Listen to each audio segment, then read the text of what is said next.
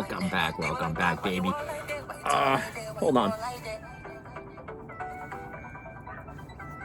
This Colin Cowherd is what we call a victory cigar. Okay? That's what we call a victory cigar. Why? Because AFC North champs, baby. Because who runs the North? That's right, the Steelers run the North. Not little bitch boy Lamar. Nah. Listen, wasn't a pretty game. I'll give it that. Was not a pretty game, but Ben rallies back, down 17. And we had somewhat of a running game, not really a big one, but, you know. Bottom line is this. The job got done. The slide is over. Now we got to play Cleveland next week, which, by the way, Cleveland, I don't want to hear you didn't have Landry, you didn't have Donovan Jones-Peoples, whatever, and Higgins. Because bottom line is this. You should have adapted and overcome to the situation. And Baker Mayfield fumbling it there on 4th and inches is really what kind of did the game in there. You know, it's a good day when Cleveland loses for me. Listen, I'm not going to take the Cleveland game lightly, though. I'm not going to do it. Some people are going to say I'm going to. I'm not going to. I thought this day was going to suck after the whole Goodell bullshit, but guess what? I'm going to embrace it. Because me, you can hate all you want. You can hate on the Steelers all you want. And the last 3 games weren't pretty. And I'll agree with the haters on that one. You know, I'm knowledgeable. Listen, this game wasn't pretty either. I questioned a lot of the play calling in the first half. But in the second half, you know, they got it right. The defense stepped up. They sacked Rivers, 6, 7 friggin' times. TJ got to him like twice. Highsmith pressured him all game. Cam friggin' destroyed him at one point. So, come on. If you want to say they're frauds still, go ahead. But last I checked, the Colts are a real team. They got a decent, you know, they got a decent quarterback. They got a decent team there. But for those who want to sit there and say that, you know, that they're not a real team, they are a real team. If you still don't think they are, I don't know what to tell you, because again, the NFL writes a schedule. The Steelers don't write the schedule, right? So you got to stop with that nonsense. You know, with all that cupcake schedule bullshit. Bottom line is this: we won the games we were supposed to win, and somebody actually brought up a good point of like, if we didn't have the 11-0 stretch, and if we were 12-3, but there were losses in between, would people look at it a bit differently? I gotta say they would. You're probably wondering, I usually have my co-host with me, but he's a little under the weather, so I decided to do this victory video by myself. Now that his team lost, you know, I thought the Giants' defense would have played a little bit better, but they didn't. That's 1. And 2, the offense was just non-existent for the Giants yet again. Why you start Daniel Jones there is again beyond me. You don't do it there. You know, Chicago right now with the Arizona loss, I think Chicago skips up now because they hold the tiebreaker as far as common opponents and win-loss scenario. But now Baltimore and Cleveland right now are in the playoffs because the Steelers beating the Colts, obviously. Colts are on the outside looking in, and a lot's got to go their way. They pretty much need Baltimore to lose their Bengals, which, let's be honest, between you and me, let's be real here. It's not going to happen. It's not going to happen. In no way, shape, or form are the Bengals going to beat the Ravens. But we also didn't think the Bengals would beat the Steelers either, and that happened. So it has like the slimmest chance of happening. Very slim. And if it happens and the gods are looking down on Phillip Rivers and giving him that shot to get in the playoffs and possibly win the whole thing. You know, obviously Kansas City locks up the number 1 seed, right? You know, whatever. So if we get to the AFC Championship game, we got to play Mahomes at Arrowhead. But they didn't play that well against the Falcons today. You figure they're playing the Falcons, all right, you know, and everybody, if you do the Bet 6 thing on Fox, or you do that, or, you know, whatever, you're going to pick Kansas City in the spread all day, right? All right, well, this is one of those games where they had the hiccup, and they don't cover the spread. So you look like a genius if you took Atlanta, and people probably look at you like, why would you take Atlanta? And they're looking at you like you should be locked up in the friggin' lockjaw ward at friggin' Bellevue. You know, but with the Jets-Brown game, and I get you wanted the number one pick, and you know, I was reading through, you know, people's comments, and you know, and my buddy Rob's one who he was clamoring for you know, he was clamoring for Trevor Lawrence in the number one pick. Listen, I get it for Rob. Listen, I'm gonna tell you this. It's more than just a quarterback, and you don't have an issue at quarterback. You have a quarterback. Darno is a decent quarterback. Okay, like I said the other day, me and my buddy Sal were talking about it, and Darno is a viable quarterback. You just got to put an offensive line to protect him. You got to get him a running back to run the ball. You got to get him some tight ends and wide receivers. There you go, and watch what he does. But hey, Jets, if you don't want him, we'll take him off your hands. He could sit behind Ben for a year or two, because I got to read all this nonsense.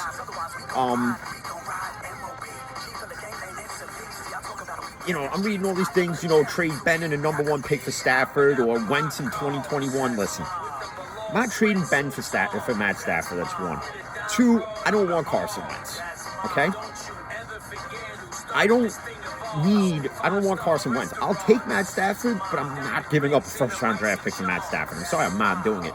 Maybe a third-round draft pick, but I'm not going to give up Ben in the process. That would make no sense. You know, a friend of mine messaged me earlier in the week, you know, well, if the Niners opted out, would you go after Garoppolo? I don't want Garoppolo either. You know, listen, they don't call him Jimmy Garbage for nothing, all right? And that's my buddy Sal's nickname for him. And I don't want Garoppolo on this team. I do not want Garoppolo near this team at all. You know,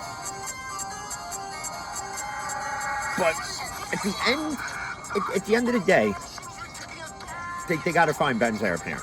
We all know that. Just like the Giants had to go and just like the Giants had to find Eli's replacement, and they have it in Daniel Jones. But it's the same issue with the Giants that the Jets have. You don't have a decent offensive line, and to protect Daniel Jones. Daniel Jones has weapons other than Darno, and we all know that. But the Giants need to bolster that offensive line. Andrew Thomas is not the answer there, but you can't just give up on Andrew Thomas right away. Like I said last night's video, you gotta bring somebody in to develop him more. You know, unlike Adam Gase, Joe Judge is that coach that will do that. And when I'm reading that, if the Jets had lost, say they're gonna fire Adam Gase, listen. You're going to wait till week 16 to fire the guy? Not when you were like 0-6, 0-7, 0-8, 0-9, 0-10, 0-11, 0-12, 0-13. At any of those points, wouldn't have been fine to fire him. Week 16, you're going to do it, though. Yeah, that makes no sense. He still might get fired. Who knows? I haven't been back inside yet to check. I thought I'd do a little video. You know, and enjoy the lunatic. Because it takes a lunatic to smoke a lunatic, mind you, as some would call me. But listen, bottom line is this, for all you haters, a win's a win, right? Whether you're a Steeler fan, a Giant fan, even a Jet fan, and I get, again, you want the number one pick, but even with the number two pick, you still hold so many options with it. You can either draft Justin Fields, draft a different offensive weapon with the number two pick, or you could trade down in the draft. If you trade down in the draft, though, you better get somebody along with wherever you're drafting down too. If you're going to draft later down into the first round, you better get one or two weapons out of that team you're trading with. You know, but you know, it seemed like it's case in point in Atlanta is a prime example too. They got to find Matt Ryan's replacement. You know, Packers fans were mad when Packers fans were mad, you know, and Aaron Rodgers was mad when they drafted Jordan Love. Listen, or whatever his name is over there. I forget. I really don't care. But you have to draft an heir apparent at some point in the draft. And Aaron Rodgers took it the same way Brett Favre took it when they drafted Aaron Rodgers and Brett Favre's on the team. At some point, you got to hang him up. At some point, you got to hand the torch over to the next guy. It's just common sense in this league. It's in any sport. Eventually, you're gonna have to pass the torch over to the younger guy. So, you know, and Ben's gonna have to do it, whether it's next year or even if it's the end of this year. If it's the end of this year, we're screwed. I'm gonna tell you that right now, because Mason's not ready to be the starting quarterback. Dobbs, I have no faith in either. That's where you would have to make a trade and risk the number 1 pick to get a quarterback who's established now, not somebody you're going to have to build in less than 6 months, because it's not going to work out that way. So you got to, in the draft this year, the Steelers got to find the heir apparent, or they got to trade, or in free agency. But I don't want Garoppolo. All right, that's an easy no. Definitely don't want Wentz. Definitely don't want. You know who I would listen? I would take Darnold. If the Jets called up the Steelers and said, "Listen, with the number 2 pick in the draft, you know what? We're going to take Justin Fields. We'll give you Darnold, but we want your 4th and 6th round draft pick." I'm Kevin Colbert. That's what you want, Joe Douglas? All right. Done deal for me. Done deal for me. Because then you get that quarterback that would sit behind Ben. Because Ben said he's going to come back next year. So you then have that quarterback who's going to sit behind Ben for a year and learn the whole offensive system. And then when Ben walks away, Darnold's ready to take the team over. And then you're going to see what Darnold really is, Jets fans. And then you're going to be like, oh, you know what? That asshole who does his little videos and podcasts from everywhere, as you could see. Normally I do them in the van. Now we've been doing them in the house. I took it to the deck. And you're going to be like, wow, that guy was right. Because you don't know the potential you have in Sam Darnold. I don't even think the Jets know the potential of what they have in Darnold. You know, how do you expect the kid to learn the system when, and the same thing with the Giants, when you're constantly changing offensive coordinators? You know, now Daniel Jones had to learn Jason Garrett's offensive playbook, and they may dip away from Garrett at the end of the year, and then Jones has got to learn another offense. You're never going to succeed if you keep changing offensive coordinators year in, year out, like I change socks on the daily. It's not going to happen. But next week's games are pivotal because there's a lot of appeal to a lot of these interdivisional games. Obviously, Titans-Colts is one. Ravens-Bengals, obviously Steelers-Browns. They all hold playoff implications. Because if the Bengals do the unthinkable and beat Baltimore, and we beat Cleveland, it changes the scope of the seeding in the lower half of the wild card now. We all know that. So, with all that being said, I'm not going to make this video that long because it's cold out here and I'm missing out on the second half of football games here. Last I checked, Carolina was up like 13-0. In which, if you didn't take Carolina, you're a fool. You know, but the big game right now, I think the Eagles are up like 14-3 right now. Last I saw it, and the Eagles got Deshaun Jackson back, so that's another weapon for Hurts now to use. And it's pathetic, though, in the NFC East when you have two teams this late in the season with a combined win record of 9, and they're fighting for the NFC East. Because the Giants are pretty much done at this point, and that's why it made no sense to start Daniel Jones. Even with the slimmest of chances to make the playoffs, you would need a lot of other things to go right. Obviously, Washington losing is 1. You would have needed the Cowboys to lose, which is 2.